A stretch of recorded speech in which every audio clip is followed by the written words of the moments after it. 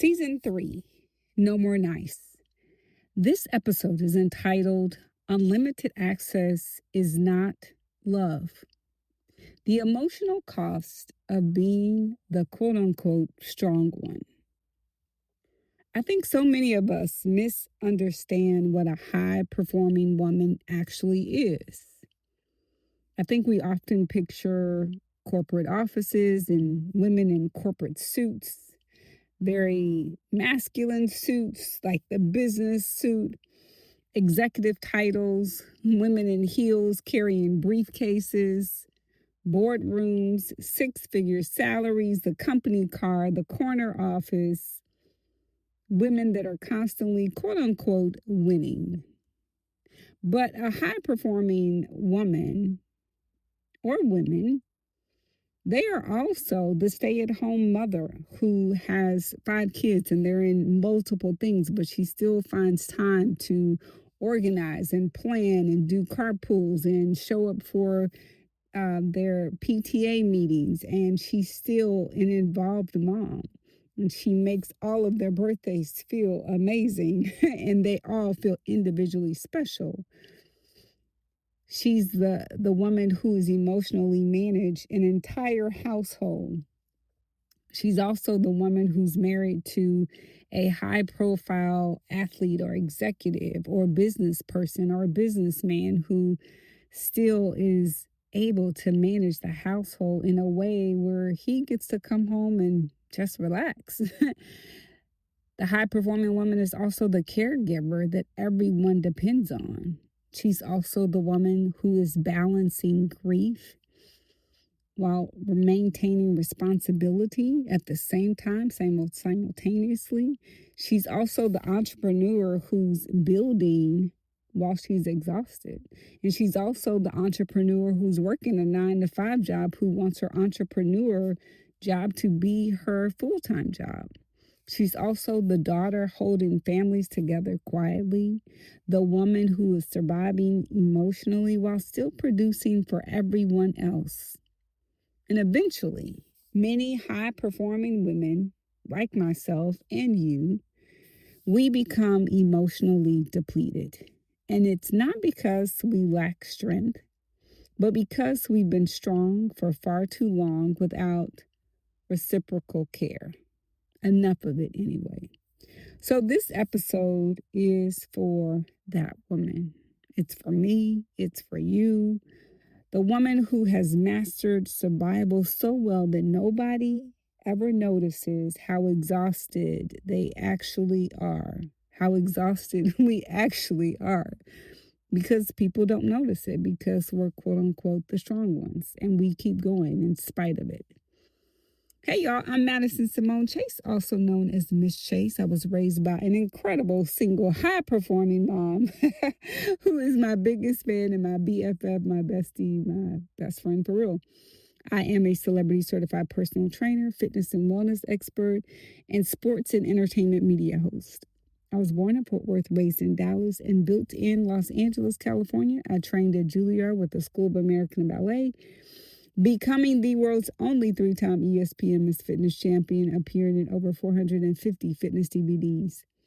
The first of those DVDs was led by a celebrity trainer and the GOAT Gunnar Peterson, known for training the Kardashian family. As a celebrity personal trainer myself, I've worked with Robert Pattinson of Twilight and Batman, Chris Tucker of Rush Hour, and Amber Raleigh of Glee, Dancing with the Stars, and the Masked Singer champion. And as a sports and entertainment media host, I've had the joy of interviewing Richard Branson, Dwayne "The Rock" Johnson, Emma Stone, Viola Davis, Tyler Perry, and Tiana Taylor, to name a few. I share my story, not to toot my own horn, but to honor the millions of sacrifices my mom planted in me and is still planting, so that I could blossom into the woman I am still becoming. So if you're listening at home, I want you to pull up a real chair. If you're listening online, I want you to pull up a digital chair and grab yourself some hot or cold herbal tea. And welcome to my cozy home of Cut to the Chase at 8, which is now C2TC8, which stands for Her Circle, which stands for high performing, empowered, and ready to thrive women and some men too. circle. It is a 15-minute micro-learning moment for macro living. And I am so overjoyed that you are here because this is where we explore life together, spirit, mind, and body through lived experiences and intentional growth. So join me daily for just 15 minutes twice a day at 8 a.m. and 8 p.m. Central because this is your daily pause for a cause, for clarity, for wellness, for allowing grace in the space, and for intentional decision making. Each episode, my offer to you is 3 keys and 1 reflection question. My prayer and my hope is that these 3 keys are something practical, something grounded, and something we could sit with and carry with us throughout our day. So let's take a breath together. We're going to inhale for 3, 2, 1. Exhale for 5, 4, 3, 2, 1. Let's cut the noise. Let's get clear. Let's get ready. Let's get set. And let's grow. I think one of the greatest misconceptions about high performing women is that people assume high performance only exists in visible success. But some of the highest performing women I know are not on stages.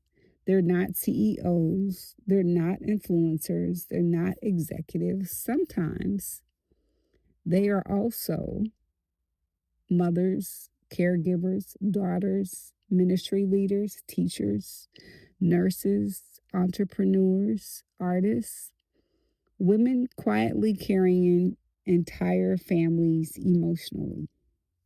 So high performance is not just achievement. High performance is sustained output under pressure. And many of us women have been performing at high levels for years, for decades, for centuries, while quietly emotionally exhausted.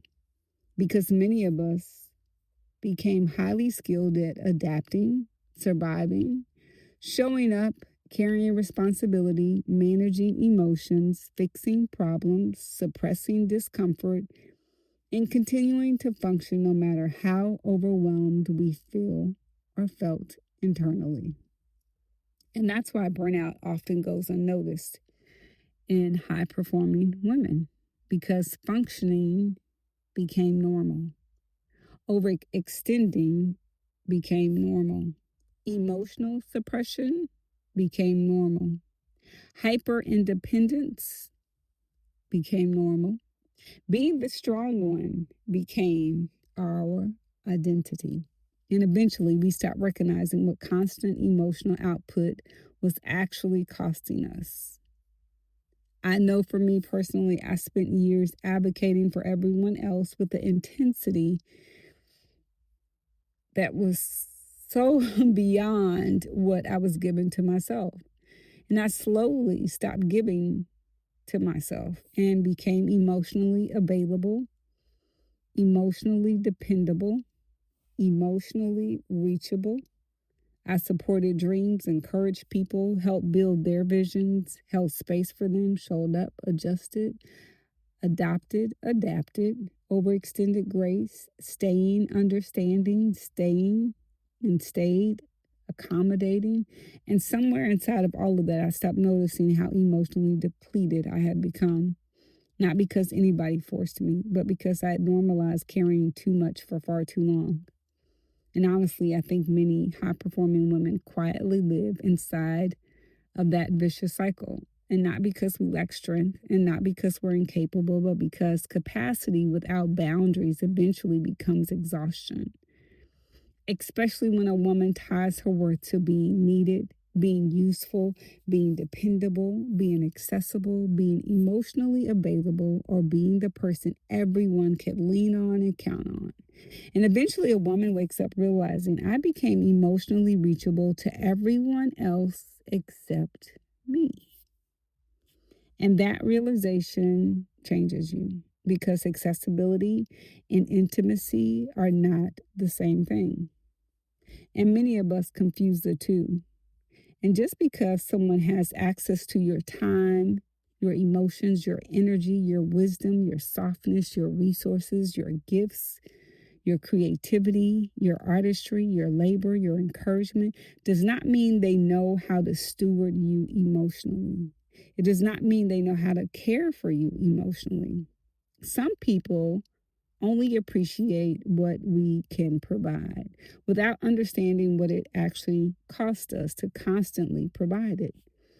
And again, that is not about pointing fingers. This is about realizing I participated in dynamics where I continuously overextended myself while underestimating what that level of emotional output was doing to me physically, emotionally, spiritually, and financially. And that's why nervous system wellness matters. Because eventually the body starts communicating what the mouth never acknowledged.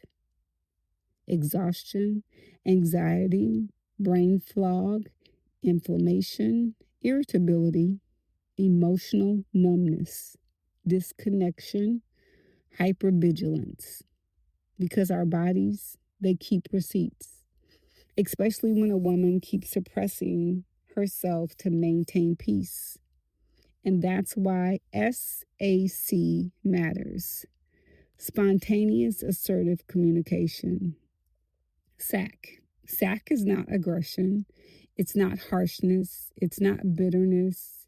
It's learning how to advocate for yourself again in real time. It's learning how to speak honestly sooner, stop over explaining, acknowledge discomfort, communicate boundaries, and stop abandoning our emotional wellness to maintain a connection. And here's what SAC sounds like. That doesn't work for me.